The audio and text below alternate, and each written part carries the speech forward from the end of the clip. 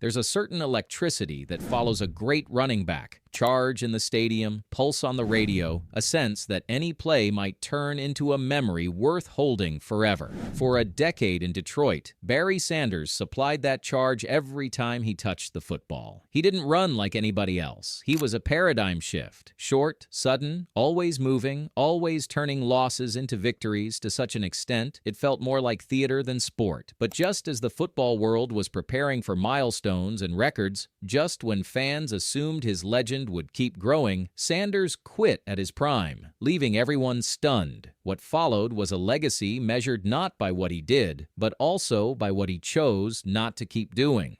Born July 16, 1968 in Wichita, Kansas, Barry Sanders wasn't a high school prodigy in the traditional sense. His stature, 5 feet 8 inches, made him invisible to scouts until late in his senior year. Yet, when given the ball, he set a city-wide rushing record, gaining over 1,400 yards in those final games. Coaches couldn't ignore the results, and Oklahoma State offered him a scholarship. In 1988, as a junior, Sanders authored one of the greatest college seasons ever. 2,628 rushing yards and 37 touchdowns in just 11 games, breaking 13 NCAA records and winning the Heisman Trophy in landslide fashion. Even in college, his running style was unlike anything defenders had ever tried and usually failed to stop.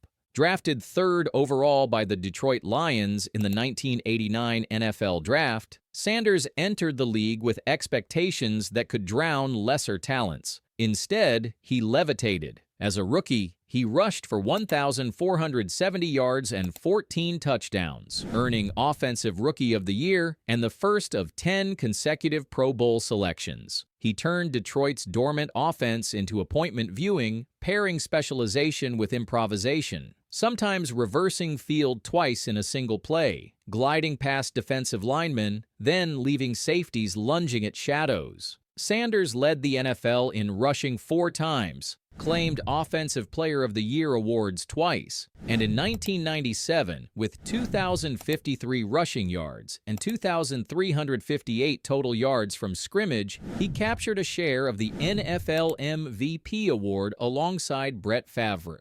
Year after year, the numbers kept growing. Sanders never rushed for fewer than 1,000 yards in any of his 10 seasons. He set records for rushing for at least 1,500 yards in 5 different seasons, carried the football over 300 times annually, and posted 76 games with more than 100 rushing yards, second only to Walter Payton. He did all this with a career rushing average of 5.0 yards per carry, facing 8 or 9 men in the box most Sundays because Detroit was always willing to hand him the ball. It's hard to express how much those statistics meant in context. Most running backs slow down after millionth hit or 12,000 yard. Sanders only seemed to get quicker and smarter. Sanders was a postseason difference maker too. The Lions had not won a playoff game since 1958, but behind Sanders' legs they reached the NFC Championship in 1991, a rare burst of hope for a franchise often mired in struggle. Throughout his career, he appeared in 6 playoff games, and though Detroit never broke through to the Super Bowl, Sanders gave them respectability and competitiveness rarely seen in the previous 30 years. He rushed for over 100 yards in more than a dozen games against Chicago, Green Bay, Minnesota, the best defenses of his era. Statistically, he left football as one of its all-time kings.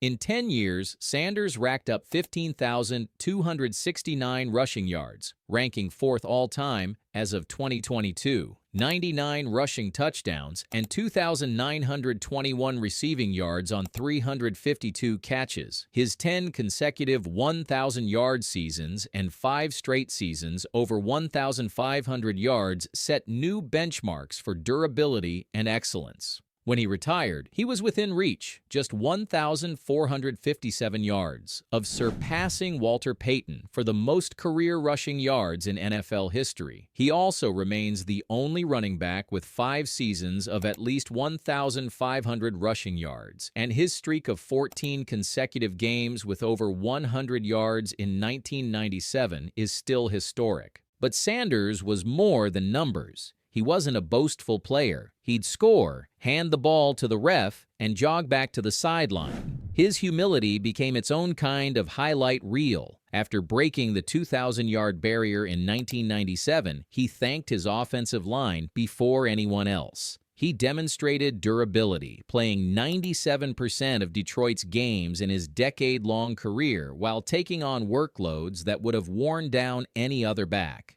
Through injury, coaching changes, front office turmoil, and opponent targeting, Sanders never strayed from what he did best: run, evade, slip, and score.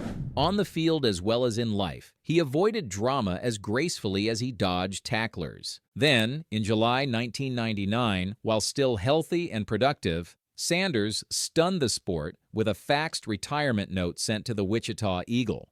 The decision landed months after his 10th Pro Bowl, 1,491 rushing yards, and no clear physical decline. At just 31, with a near-certain path to the all-time rushing record and no real injuries standing in his way, he simply walked away.